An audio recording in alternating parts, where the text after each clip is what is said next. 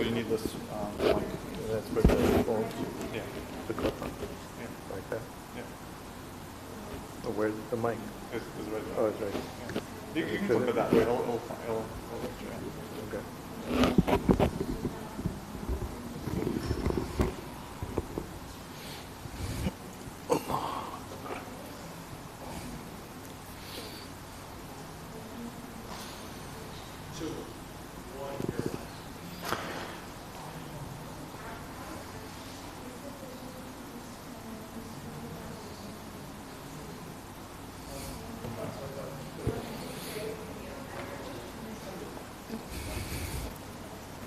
أعوذ بالله من الشيطان الرجيم بسم الله الرحمن الرحيم والحمد لله رب العالمين وصلى الله وسلم على نبيه الكريم وعلى آله وأصحابه أجمعين أما بعد. So we are continuing our series and looking at the idea of supplication and dua to Allah Azza wa Jal, and we continue our journey through different passages of the Quran. Today's passage, we want to look at Surah Al-Qasas, which is the 28th chapter of the Quran, in which Allah shares the story of Musa. And there are two major portions of the surah that touches on different eras in the life of Bani Israel and Musa alayhi salam. But I want to highlight the dua that we're going to look at is verse 24 of Surah Al-Qasas. So chapter 28, verse number 24. It's an incredible supplication, an incredible dua. We learn so much, and we will gather some insights from these particular choice of words on behalf of the Prophet Musa alayhi salam. So the idea I want to share with you, and the thought I want you all to think about prior to sharing the story, is that there's an Arabic expression, lisanul hal asdaqu min lisanil maqal. And there's different versions of that. Lisanul hal antaqu min lisanil maqal. This expression talks about two things. There is something called in Arabic lisanul hal, the tongue of hal. Hal is your circumstance, your situation. And the opposite of that is lisanul maqal, the tongue of maqal. Maqal comes from the word qala, yaqulu, to say, to speak. So what does that mean? It means that the words or expressions that come out from your heart are always more eloquent, more truthful than the words that come out of your tongue. Because the words that come out of your tongue, you can make them up. You're not always truthful. How many human beings are truthful in their speech? We assume many of us are, we hope many of us are, but not everyone is. So you can say things from your mouth and not mean them. But the words that come out of your heart, from your circumstance, in Arabic we call it lisanul hal, it's always more precious, it's always more truthful than lisanul maqal. How does this apply to dua? We mentioned last week that the dua is supposed to come from your heart. The dua that comes from your heart is not like the dua that comes from a piece of paper that you're reading off and that you don't understand. Because that violates the spirit of dua. That violates the spirit of supplication. So this is a very important idea, an important expression. Lisanul hal asdaqu min lisanil maqal. There are situations where we find ourselves in, and we are overcome by emotion. Perhaps we're experiencing tragedy. It's something that overwhelms our life and our circumstance. In those moments, our hearts speak. Sometimes our tongues speak from our heart. Those moments are very different from when you're not feeling anything. You're trying to force yourself to do something. You're not feeling maybe the worship. You're not feeling the dua.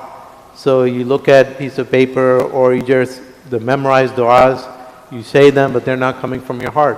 How often, and I'm in this situation like all of you, how often are we making dua or making adhkar in salah and we forget what we're saying? I forget what rak'ah I'm in. I forget the supplication sometimes in Ramadan or in Laylatul Qadr or not, like we're making dua and you just forget where you're at for a moment in time. So words are coming out of your mouth and they're not coming from your heart. So in dua, the trick is to make lisanul hal congruent with lisanul maqal. The words that come out and expressed on your tongue should match the emotion and the feeling that's in your heart. So this is very, very important. So the story we're looking at is the story of Musa. To summarize the story before we get to this particular verse, this is a verse where Allah says, well, let's look at our verse first. فَسَقَى لَهُمَا ثُمَّ تَوَلَّى إِلَى الظِّلِّ فَقَالَ. So Musa سَقَى لَهُمَا, he watered their flocks for them. He provided water to the two of them. فَسَقَى لَهُمَا ثُمَّ تَوَلَّى إِلَى الظِّلِّ. Then he retreated to find some shade, and he sat down in the shade. فَقَالَ, and he said the following words. What were the words he said? What dua did he make? رَبِّي إِنِّي لِمَا أَنزَلْتَ إِلَيَّ مِنْ خَيْرٍ فَقِيرٌ. رَبِّي إِنِّي لِمَا أَنزَلْتَ إِلَيَّ مِنْ خَيْرٍ فَقِيرٌ. This is not one of the du'as that we memorize or we say, because it's a very strange dua. The words, the way they're constructed are very strange. They're not typical. Typically you say, Rabbana atina something. Right? Like last week, Rabbana atina fid dunya hasana. Oh Allah, give us in this life hasana. But this dua is very different. The way the words are constructed, the way it comes out is very different from a usual dua. And the backstory of this is that, as you can recall, the beginning of the surah, Allah shares the story of Musa as an infant. And remember, there was a decree to kill all male-born children of Bani Israel. And somehow Musa escaped. Musa was not killed. His mother put him in a basket and put him in the river Nile. And then he was rescued from that, and then he found his way into the palace. And then he was raised among Fir'aun. They found the baby, and the wife of Fir'aun didn't want to. They knew it was from Bani Israel, but she convinced Fir'aun to not kill that baby, but to raise him in the palace. And then the long story in the palace, no woman was able to feed him.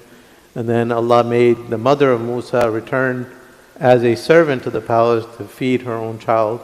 So it's a long story, and eventually Musa leaves the palace, and then Musa, in his passion for justice, he gets involved in an altercation, and he strikes one of the parties in that altercation, and he kills them accidentally. So he kills them, or he kills him, and then somehow word of that spreads, and then the authorities find out.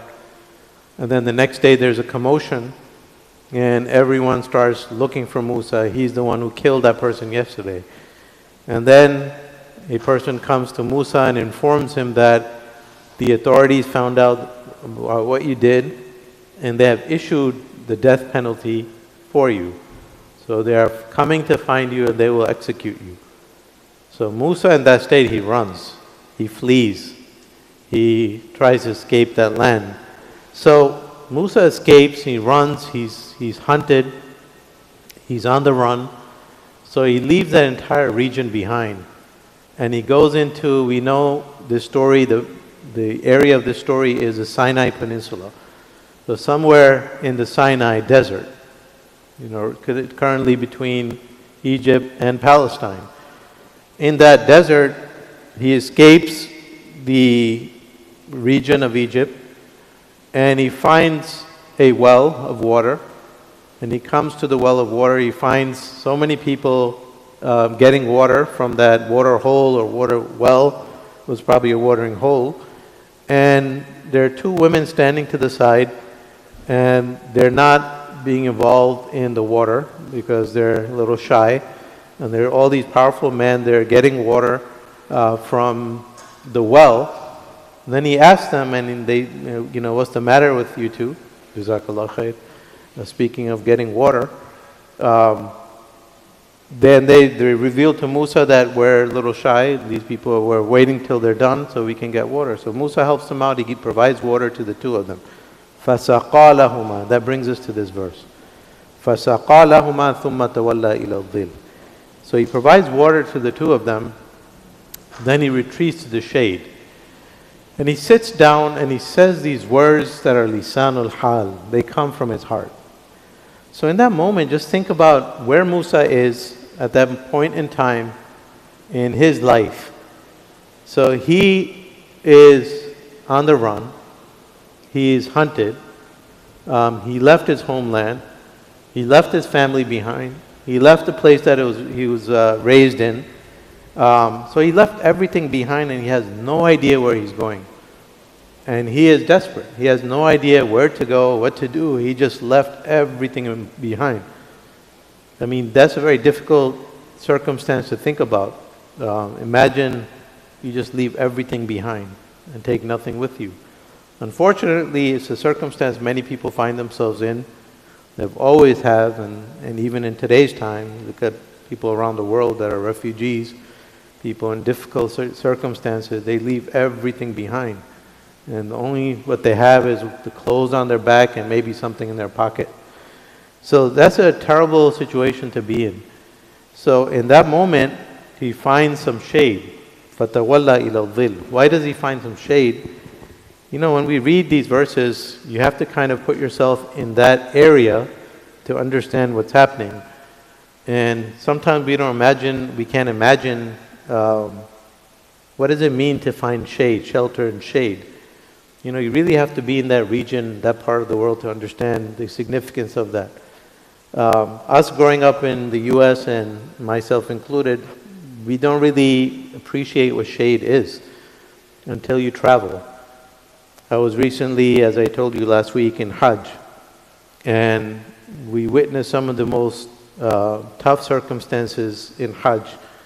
Almost 1,400 people, the official numbers, passed away because of complications from the sun.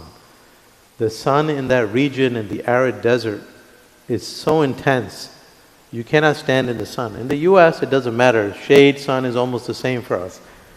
But in the arid desert climate of the Sinai, of Arabia, of Sham, that region, any place there you have the desert, the difference between the shade and the difference between the sun is the difference between life and death. It really is the difference between life and death. Standing in the sun versus standing in the shade just a few inches away is literally the difference between life and death. In Hajj, we were walking around doing the manasik. It was 120 degrees. And everywhere you find, from structures, from buildings, from bridges, when there's shade, you find hundreds of people sitting in that shade. And just where the shade ends, there's not a single person. There's so many poor people who have no shelter, who have no tents, who have no hotels, and they're living under these bridges. Many of these people who passed were people who were in those circumstances. We saw people collapsed on the street. We saw dead bodies, all because of heat exhaustion, heat stroke, all complications relating to the sun. Because the sun is intense. In midday, around 11, 12 o'clock, the heat of the sun is so intense, it creates changes in your body.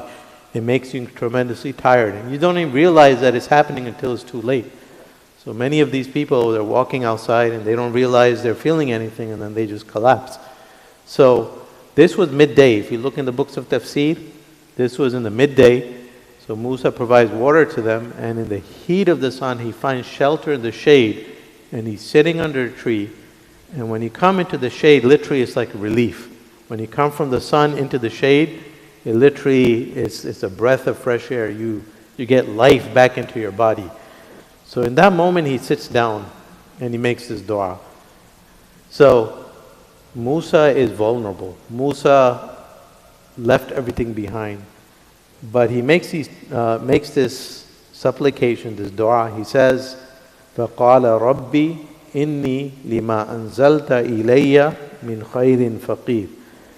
Literally it means, my Lord, I am, and I'll do it literally because there are many ways to translate. It's not a typical sentence or structure or expression.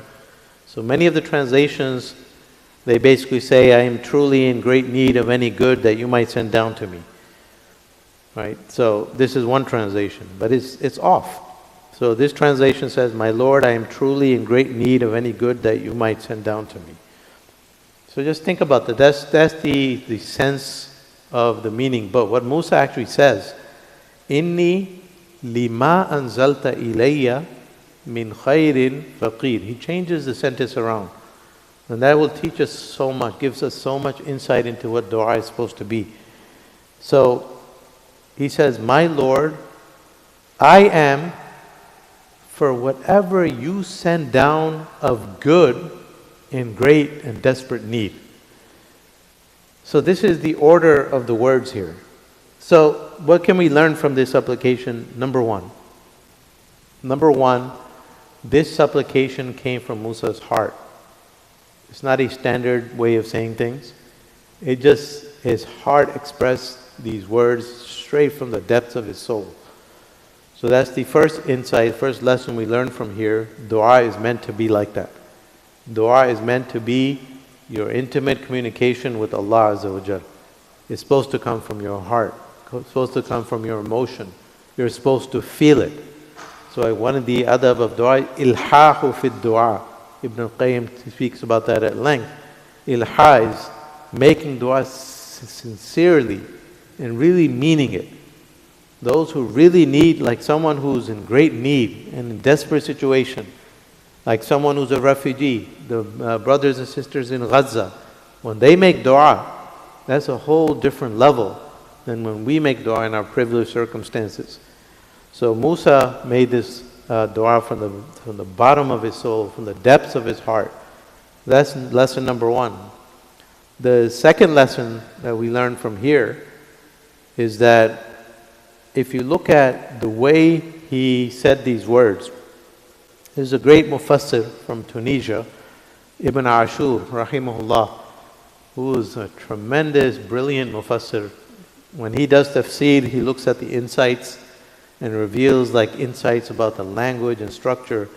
So he said about this dua that he said, this is a dua, هذه جملة جامعة للشكر والثناء والدعاء. This compound expression that Musa uttered, it's so comprehensive. It contains within these words a shukr, the idea of gratitude, a thana, the praise of Allah Azza wa Jal, and dua, supplication. So Musa is making dua, but within that dua you find these components. So the first thing, shukr. Where is the shukr? So to understand this dua, let's understand what Musa is asking for. He's asking for blessing and khayr in his life.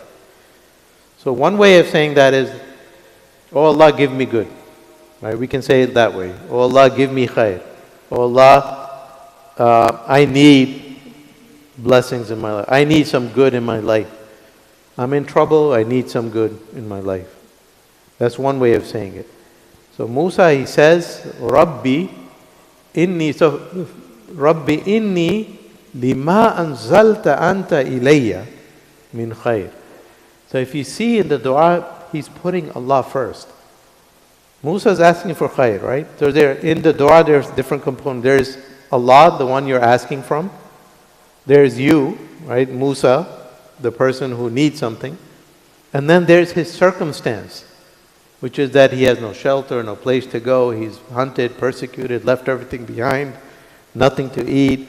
And some tafsir, they reveal that even he had no shoes. From all that walking, he lost his shoes. He's barefoot, he's hungry, he has nothing.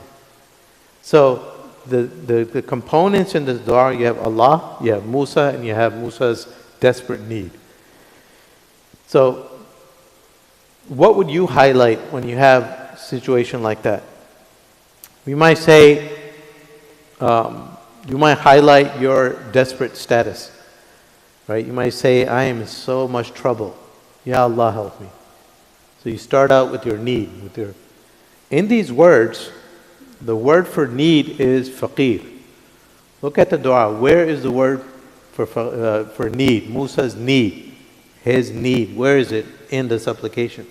Rabbi inni, where? At the end. Rabbi inni lima anzalta ilayya min khayrin faqir. The last word is faqir. So Musa puts his need last, and what is the first word? Rabbi. He puts Allah first, and he puts his need last. This shows you, who he was. He was a prophet of Allah. And this is his insight. Believers always put Allah first, and they put themselves secondary. So he began the dua by saying Rabbi. Rabbi is a tremendous expression. So you can say, Ya Allah, give me good. But when you say Ya Rabbi, Rabb means my caretaker. Rabbi means my caretaker, my sustainer. When you use the word Rabb, it's something very special. In the Quran, you have about 195 instances where this kind of dua appears. Rabbi or Rabbana, all the different. One day I counted, I was doing research. I counted, and I'm probably off, maybe it is a more accurate representation, but I counted 195 occurrences in the Quran of Rabbana or Rabbi, my Lord or our Lord. That tells you something. That tells you this is a great way of asking Allah. Like, not just use His name, not just say Ya Allah, but you highlight His rububiyyah. You highlight the fact that He is the caretaker. He is the sustainer. He is the source of good. He is the source of blessings. He is the source of rahmah. He is the provider. Rabbi literally means sustainer or provider, or cherisher or sustainer, or the one who raises you. Like master is also Rabb. The one who raises you is, and that's why when you raise your children, what do you call that? It's from the same word. Tarbiyah. Tarbiyah is when you raise your children properly. It comes from the same word. Rabba means to raise. So he started with the word Rabbi. So he put Allah first. And he highlighted what Allah does for us. His status as our caretaker, as the provider of mercy, the provider of good. So that's a great insight in dua. Like in dua, we should put Allah first. In dua, we should highlight Allah's mercy upon us and the fact that Allah takes care of us. And one great way of doing that is using the word Rabb, Ya Rabbi, Rabbana. That's why so many du'as begin with Rabbana. Rabbana atina fid dunya hasana, like last week. So where is the shukr here? As Ibn Ashur said, this dua contains shukr as well. So now Musa, if you think about this, he said, Ya Rabbi, what's the next? Oh my Lord. He didn't say, give me good. He didn't say, I am in need first. He said, Inni, I am lima anzalta ilayya, for whatever you have sent down upon me. So he's highlighting the blessings that he enjoyed from Allah Azza wa Jal. You might think someone in that state, he lost everything. What are the blessings to highlight? You can always find something in whatever circumstance you find yourself in. The mercy and the ni'mah, the blessings we enjoy of Allah are always far more numerous than the difficulties we're in. Always. وَإِن تَعُدُّوا نِعْمَةَ اللَّهِ لَن تُحْصُوهَا. If you were to count the blessings of Allah, you can never enumerate them, never count them. So what were the blessings? Ibn Ashur says, for instance, Musa was raised in the palace. He got a good upbringing in the royal palace at a time when all of his, the people from his race were killed. Not only did he survive, Allah saved him, but Allah raised him in the palace. Not only did Allah raise him in the palace, but Allah protected him from the evil of the palace. So he was raised in the palace, but he didn't become Fir'aun. He didn't become one of Fir'aun's men.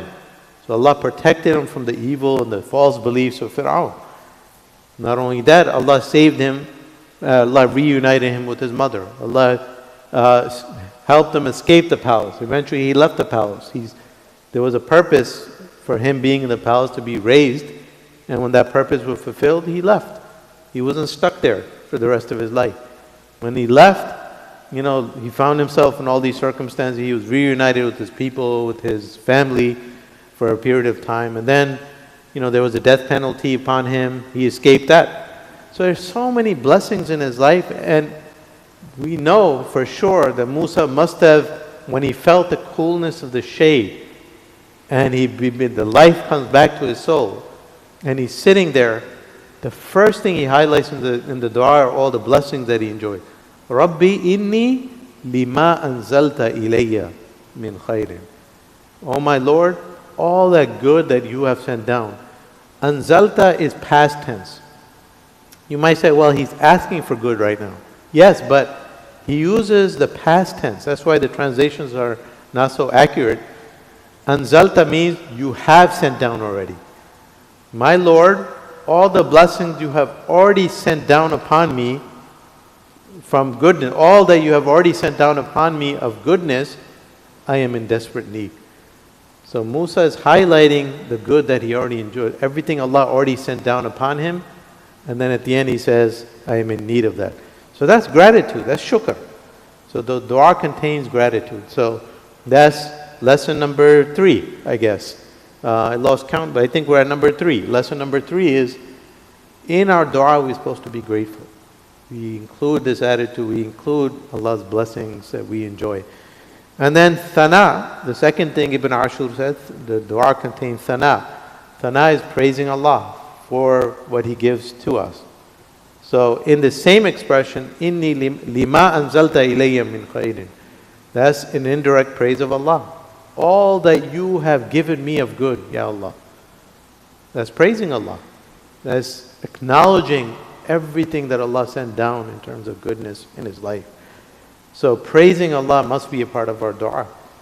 Saying Alhamdulillah, or praising Him in various ways. It doesn't have to be exact word. It's not the word that is important.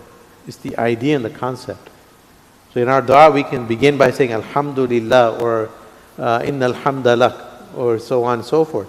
Here, it's the same concept, but the word hamd is not being used. So it's not the words that are important, it's the concept that's important.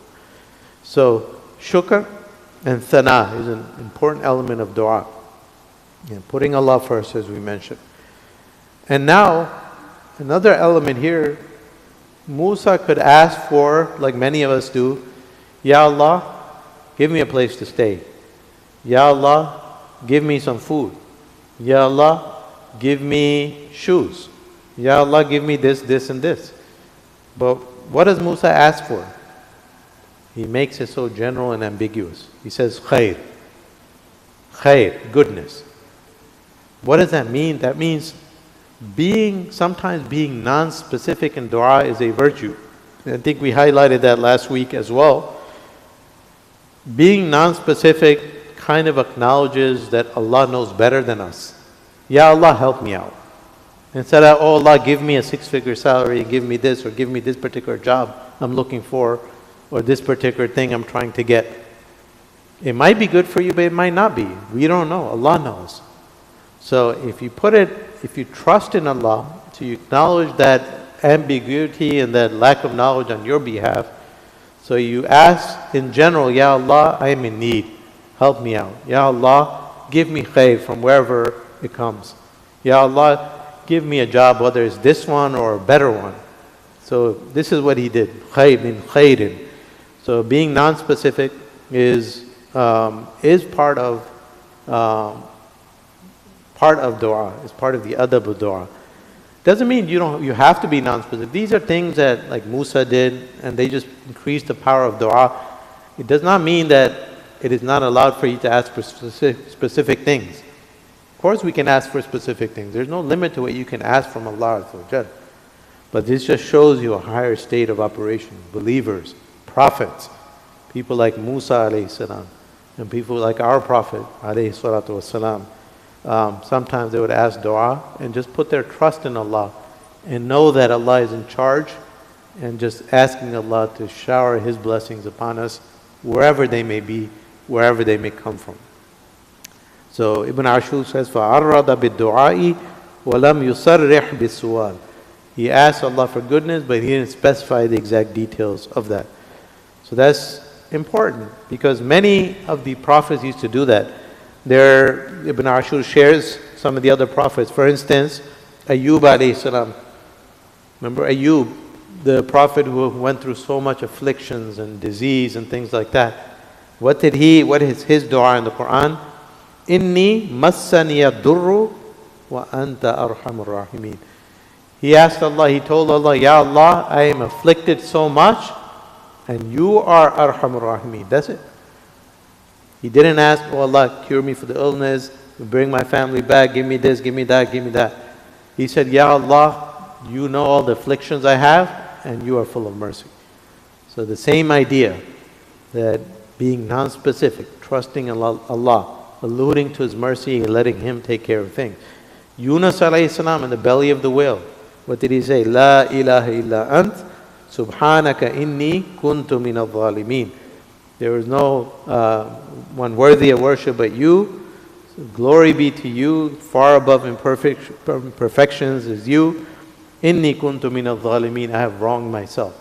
Just very general. He's in the belly of the whale. Instead of asking Allah, save me from here, this is what he asked. These are the words that come out because they include that. So this is an amazing way Musa made dua. Ya Allah, for all that you have sent down upon me of goodness, I am in desperate need. And the last thing he mentions is the need. I am in desperate need. Faqirun. So this we can learn so much from the way his heart operated and the way the words came out of his mouth and the way this dua is constructed. It is so eloquent and there's so much more that can be said about this particular dua. So it's powerful, powerful words from someone who is in such vulnerable circumstances, someone who is in such desperate need. But these are the beautiful words and the way they come out of his mouth, alayhi salam. Now, the final part, you can tell how amazing this dua was, how powerful it was when you look at the next few words, the next few verses in the Quran, because then Allah continues the story. The story doesn't end there, but Allah continues the story by sharing with us how that dua was answered. What's the very next thing? So as soon as he made that dua, there's no gap, there's no pause, there's no other part of the story, then it comes back to a happy ending. Immediately, the very next verse. فَجَاءَتْهُ إِحْدَاهُمَا تَمْشِي عَلَى اسْتِحْيَاءٍ قَالَتْ إِنَّ أَبِي يَدْعُوكَ لِيَجْزِيَكَ أَجْرَ مَا سَقَيْتَ لَنَا. So much later, one of the sisters came and she said to him, my father is calling you. He wants to reward you for the good that you did for us. So immediately Allah sends the sister and Musa knows this is from Allah. He made that dua from the bottom of his heart. And now here comes the sister. She's calling him to meet her father in order to reward him. So he doesn't know what he's going to get, but he knows there's some reward for him, some relief at hand. فَلَمَّا جَاءَهُ وَقَصَّ عَلَيْهِ الْقَصَصِ.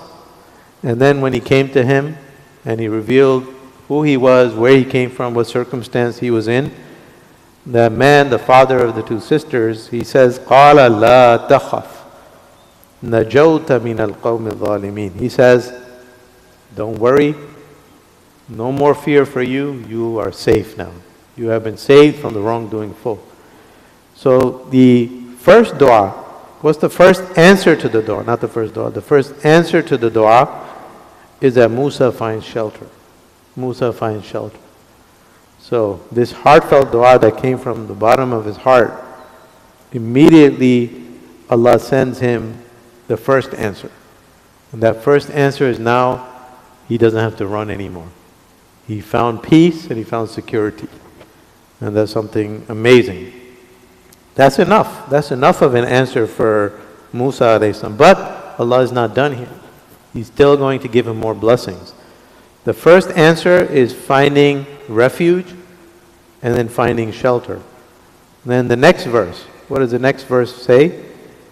قالت إحداهما يا أبت استأجره إن خير من استأجرت al-Qawi al-Amin. So one of the sisters said, "Oh, my father, why don't you hire him? The best person you can hire is the one who is strong and trustworthy." So the second answer was what? A job. So Musa found shelter, he found peace and security. And now the second or third answer, if you count that way, he found a means of employment. Now he has something to do.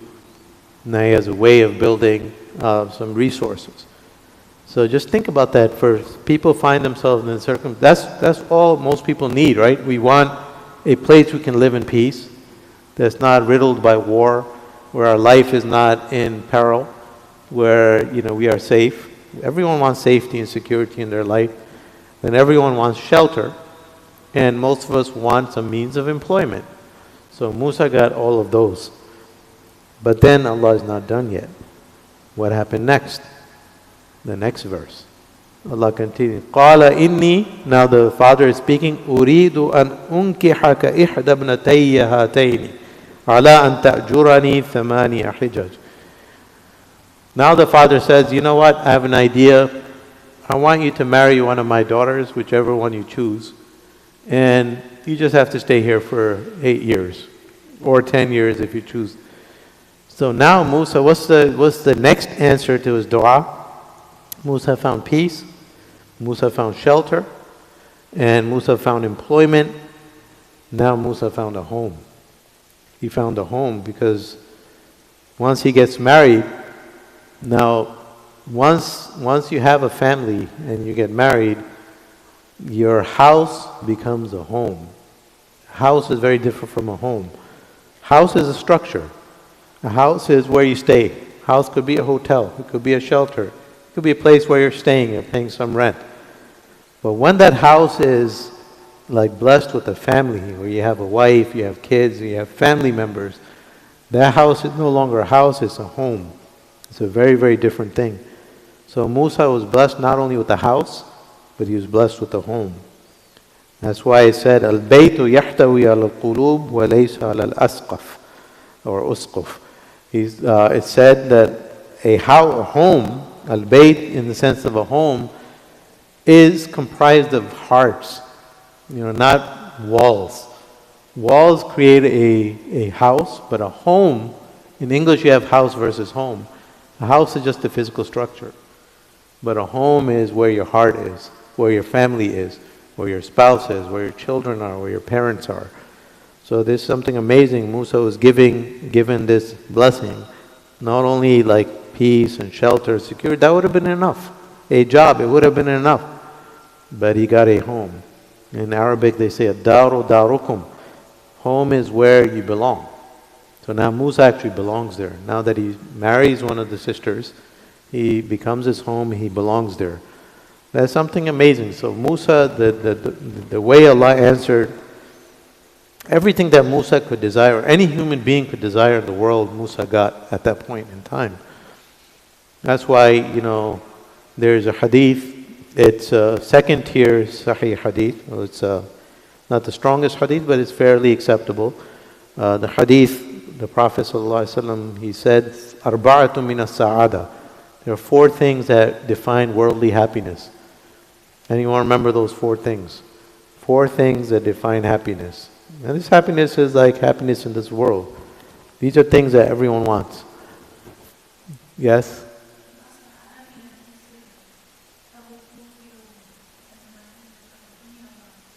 Yeah, that's another hadith. But these 4 elements. Yes. What else? Okay. Health, not in this particular hadith. But yeah, you're right. All those are correct answers, but I'm trying to... This famous hadith, Arba'atun min as-sa'ada, or there's another version of the hadith, Adab al-Mufrad, min sa'adat al-mar. From the happiness of the human being is the following. So as the brother mentioned, al-mar'atu salihah, so a righteous spouse, righteous wife, wal-maskanul wasi', a spacious home. All human beings, these are worldly parts of happiness, right? It doesn't mean this is this is part of human happiness, like We all want a home that we can fit in, not a tight, cramped circle. Al-maskan al-wasi'. Wal-jaru salih, you want good neighbors. That's very important. Imagine you have a nice house and it's huge, but then the neighbors make your life hell. That's also very important. The neighborhood is very important, right? When you look for a home, when you look to buy a house, you look at the neighborhood first, right? Al-jaru qabla ad-dar. That's an expression. You look at the neighbor before you look at the house, right? So, good neighbors, spacious house, a good spouse, and the final thing, wal markabul hani, an animal that takes you place to place very fast. So a fast car, or good transportation. So if you have those, you have a righteous wife that you're happy with, and vice versa. You have a spacious home, you have good transportation like a nice car, and you have good neighbors. That's everything you need in this life. There's nothing else left. That's sa'ada, and that's what Musa got. He probably got the transport too. We don't know about that from the details. Everything else is in the story. He got his home, he got his righteous spouse, and he had good neighbors. This person who raised him, who the father of the two girls, he was someone who was righteous. Some of the Mufassirin say he could have been the Prophet Shu'aib, but that's speculation. It's probably unlikely. Shu'aib lived sometime before that. So in some of the accounts, people say that was Shu'aib. But so Musa not only got all of this, he got so much more. He got this mentor, this person who was righteous. He lived with him. He learned. He became. He entered a period in his life that he went through this tremendous training. So that's what I wanted to say today. There's a lot more in the story, but for our purposes, look at this beautiful, heartfelt prayer that comes from the heart of Musa. Look at what we learn from the way Musa communicates with Allah Azza wa Jal. And look at how Allah answers the prayers of someone who asks Him sincerely. May Allah make all of us among those who are able to ask Allah from the depths of our heart. هذا وصلى الله وسلم على نبينا محمد وعلى آله وصحبه وسلم. With that, any comments or questions? Yes, brother. Just I would like to add, one thought came to my mind when I was reading this dua. It's just you feel kind of humbleness from Prophet Musa alayhi salam when he is asking Allah. So he's very humble, and you highlighted the aspects of being humble and putting this dua. Yeah, actually, so I should have mentioned, that could be in point number 6. In dua, putting that humility, like making yourself broken and humble before Allah. It's called al-inkisaru bayna yadillah. So that's part of the adab of dua, lowering yourself.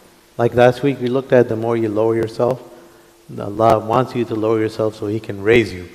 So in dua, the more you humble yourself, use humble language, put yourself in a humble situation, and express your need and express the fact that you don't know what you're doing, only Allah knows, and all these things. The more you humble yourself before Allah, you put yourself in a broken state before Allah, that also increases the power of dua. Jazakallah khair, that was excellent. I want to add that in my notes. Jazakallah khair. Yes, yes.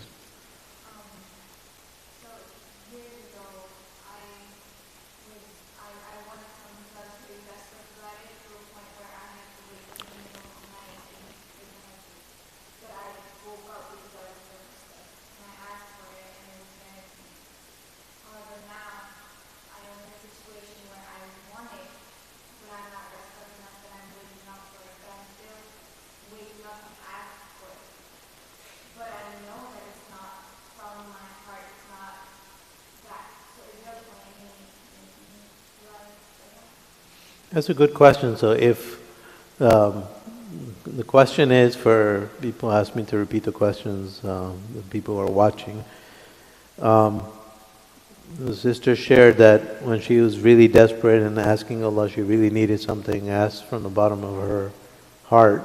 It was granted to her, and now she finds herself asking Allah for things, and she doesn't have that same intensity of feeling.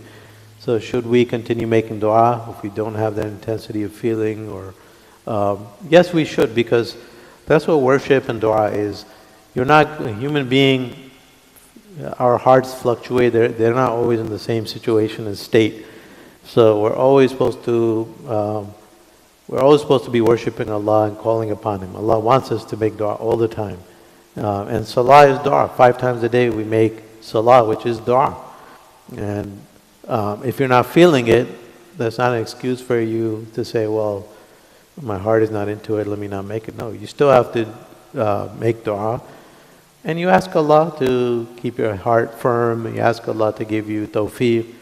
And Allah hears your prayers, and your heart will change. I mean, heart is something very peculiar. You can go from, as you get older and you see more and more circumstances, realize you can go from waking up in the morning, you're so happy, something happens in a moment, suddenly you become full of stress and anxiety and sadness, and you can see it in your face, and people ask you what's going on.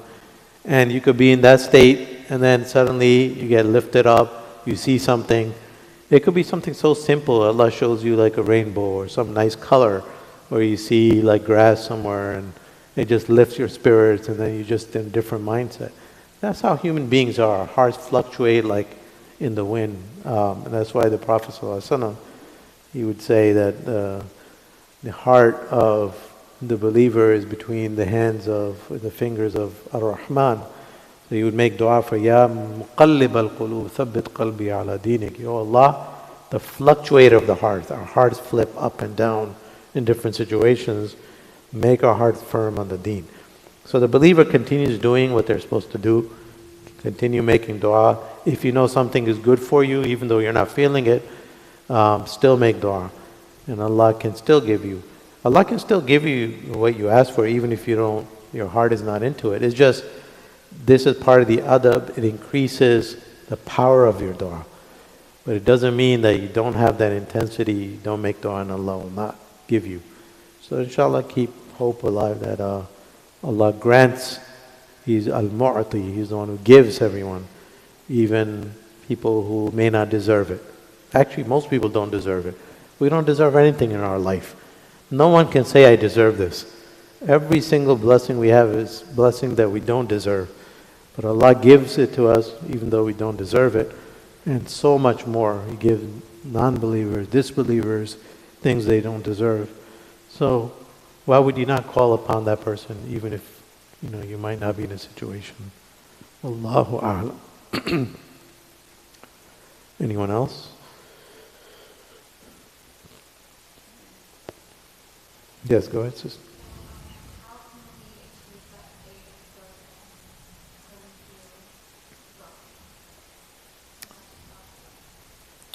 So the state of broken is a good question. How do you achieve it? I mean, there are no specific steps that there's no one particular program, one particular way of doing things, or will put you in that state. Most important thing is every day look at Allah's blessings and look at your weakness. So there are 2 things you should be looking at every single day. Every single day you should be reflecting on the mercy that Allah gives us in our life, the blessings that we enjoy from Allah. And then the second part of that, remind yourself of the fact that you don't deserve those blessings.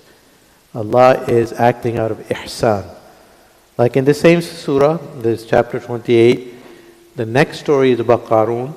And in that, Allah shares the verse says, وَأَحْسِن كَمَا أَحْسَنَ اللَّهُ إِلَيْكَ. Treat people with ihsan the way Allah treated you with ihsan. Ihsan is the opposite of adl. There's 2 things in Islam, adl and ihsan. Inna Allah ya'muru bil adli wal ihsan. Adl is justice. Adl is you give someone what they deserve. Ihsan is to give people more than they deserve. That's the difference. Adl is whatever people deserve, you give exactly that. You have someone working for you, you pay them exactly what they're due. Not a iota more, nothing less. Ihsan is being generous, giving people much more than they deserve, giving people things they don't deserve, or more than they deserve. So, the people of Qarun was one of the richest people in the world, and he rejected Allah. His people said to him in the same surah, they were reminding him, look, Allah blessed you with all this wealth, you should treat people with ihsan the way Allah treated you with ihsan. And that's a reminder to Qarun that all this wealth, you were filthy rich, Allah gave you that. You didn't deserve it. Allah gave it to you out of ihsan. So you should treat other people with ihsan. So I guess for us to be in that broken state, if you just highlight two things, Allah's blessings and favors upon us, the ni'mah, and then the second fact that all of that represents ihsan, because we don't deserve it. It's not because we deserve those blessings, but Allah is treating us in a far better way than that we deserve. If you keep that in mind, then you realize that, we are in need of Allah Azza wa Jal. We are fuqara. We are faqir. Without Allah's mercy, we would not survive for a moment. So just reminding ourselves of these two things every single day, the blessings we enjoy and the fact that we don't deserve them. Those are two things. That'll put ourselves in a situation of humility and humbleness, and that'll allow us to be in the state before Allah of humility and brokenness before Allah Azza wa Jal. Because the opposite of brokenness is standing proud. And that comes from an attitude of privilege, attitude where you feel like you deserve things, you feel like you got yourself in a situation because of what you did. So that makes you a little arrogant. And that's what Qarun did. Qarun, when the people said, Ahsin kama ahsan Allahu ilayk, what was his answer? The next thing he says, Qala innama utituhu ala ilmin indi. He said, I am here because of my knowledge, what I did with my life. I have these riches because of my choices. So he felt he deserved them. The people were reminding him that he didn't deserve any of those blessings. So that is the key from this particular surah. Wallahu a'lam. Yes, Anu.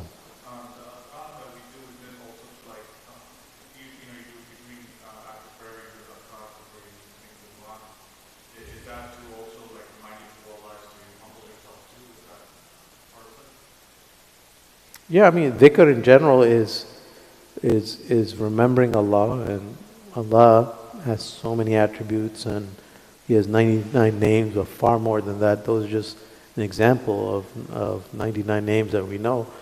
So the adhkar they're built within the adhkar are, affirmations of the power of Allah, the affirmations of our weakness before Him. Within the adhkar there are dua, supplications. When you say, Ya Arhamar Rahimin, just say it like that, like Yunus did. Anta Arhamar Rahimin. It's a dhikr, but it's also a dua. All he said is, you are the most merciful of the people who show mercy. And he didn't say ask for anything. But that's dhikr. That dhikr includes dua. Because when you say that, when you acknowledge Allah's power and majesty and all His attributes, you're also acknowledging your imperfections and your need, and the fact that you need the mercy of Allah Azza wa Jalla, and so on and so forth. So the adhkar are multifaceted, but dhikr is what brings life to the soul, because it teaches us who Allah is, teaches who we are, teaches us our orientation, includes worship, includes dua, kind of ties everything together. That's why Allah says, وَلَا ذِكْرُ اللَّهِ أَكْبَرُ. Dhikr, remembering Allah, is truly the greatest thing. Truly is the greatest thing. Because everything we're talking about here, dua, that dhikr, that falls under the category of dhikr. Dhikr is remembering Allah. That's the whole test of life. Allah wants us to remember Him through various ways. So it could be just thinking about Allah, it could be those words we utter in specific situations, it could be those supplications, it could be the salah that we make, is taking care of our families, everything we do out of duty to Allah, all that is part of dhikr, remembering Allah. And that's the test of our lives. We have to remember Allah in our life. Wallahu a'lam.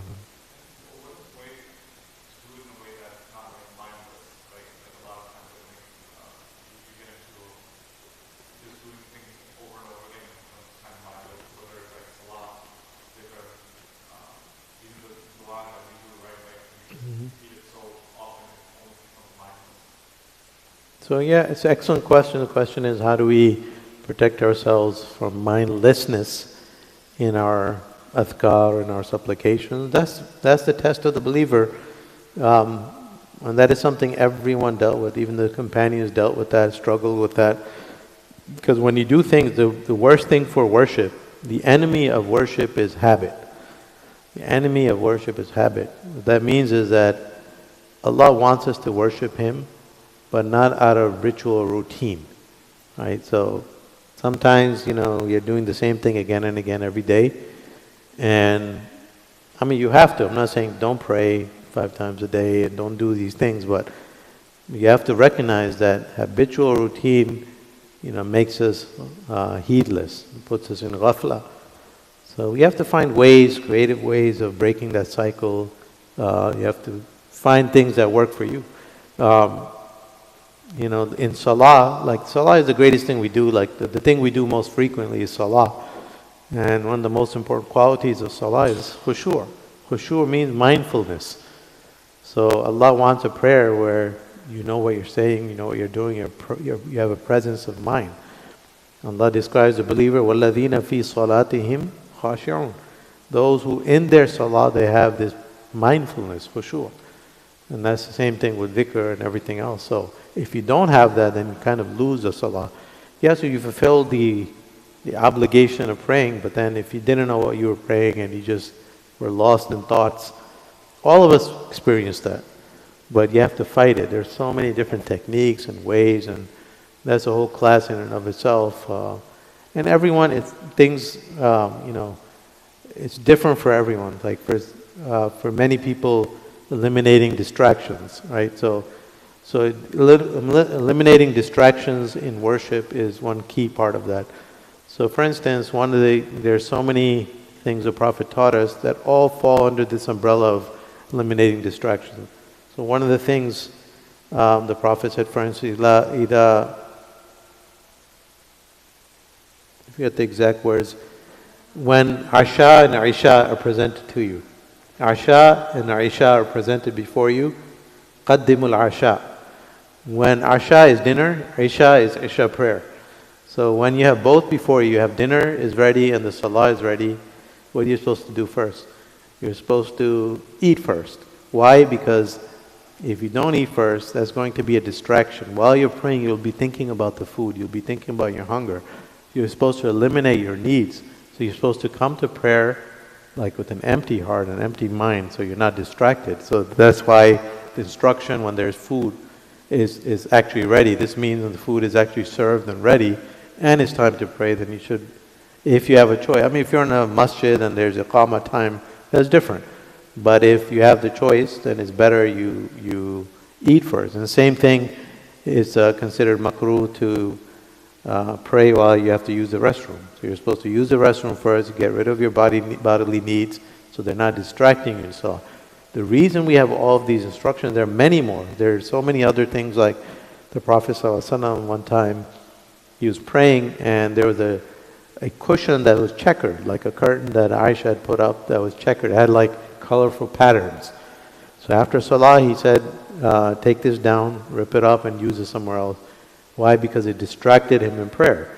So eliminating distractions in prayer, whether it's colorful things and things like that. So all these things are very, very important. And the main idea here is, what are you trying to do with all of these instructions? The higher value, the greater thing we're trying to achieve is trying to eliminate distractions so we can be focused in our prayers.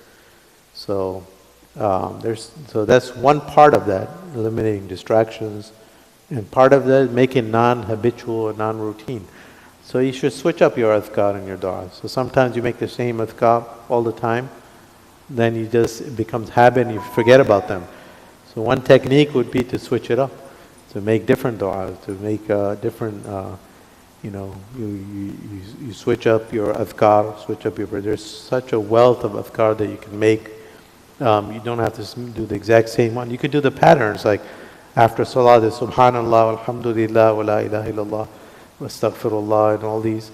So there's 33, 33, 34. But there's a hadith in Sahih Bukhari. The Prophet said, do 10 times subhanallah, 10 times alhamdulillah, 10 times Allahu Akbar. So maybe 10 might work better for you. And I find that for a lot of people, the number 10 works much better than 33.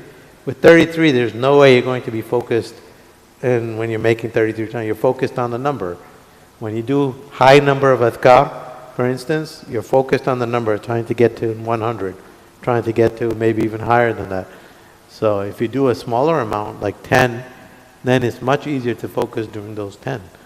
So there's a lot of different techniques like that, imaginations and visualizations and things like that. So it's something each and every one of us will have to work on, and there's no one formula for everyone.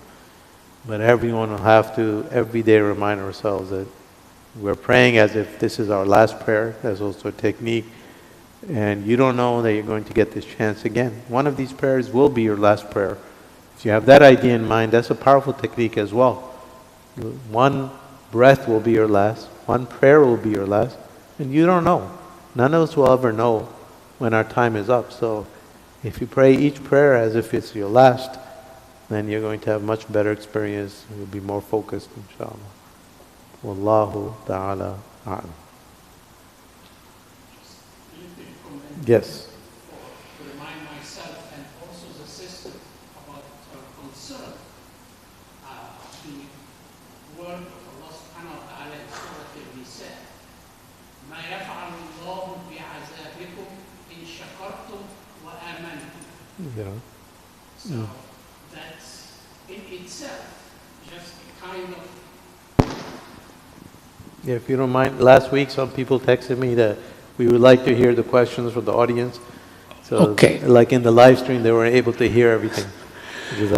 Okay, just to remind myself and to calm myself and the sister about her concern, the verse of Allah subhanahu wa ta'ala in Surah Al-Nisa, verse 147, ما يفعل الله بعذابكم إن شكرتم وآمنتم وكان الله شاكرا عليما. صدق الله العظيم.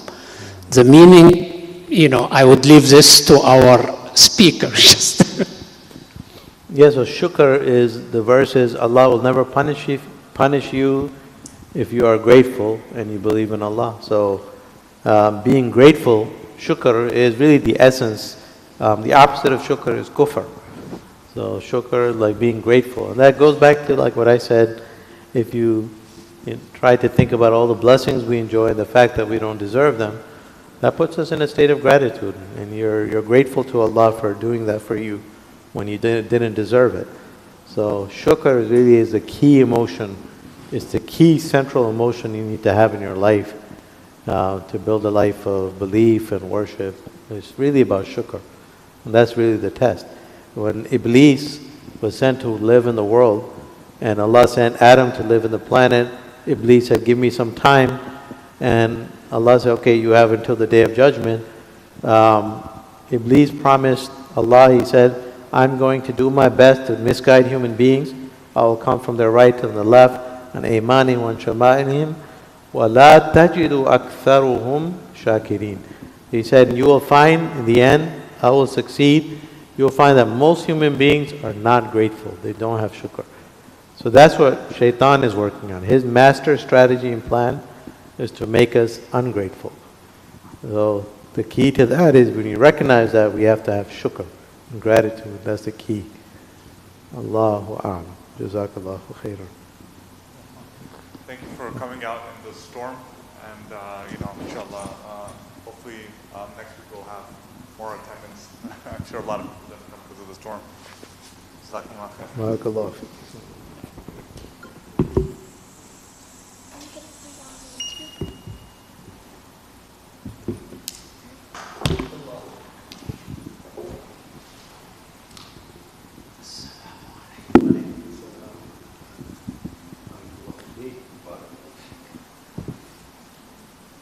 Comments coming, it helps all of us. Sometimes, I was hesitating, should I come or not drive? It's in the car? White House station. Where he came all the way from. Where you came from from? home now. Pescado.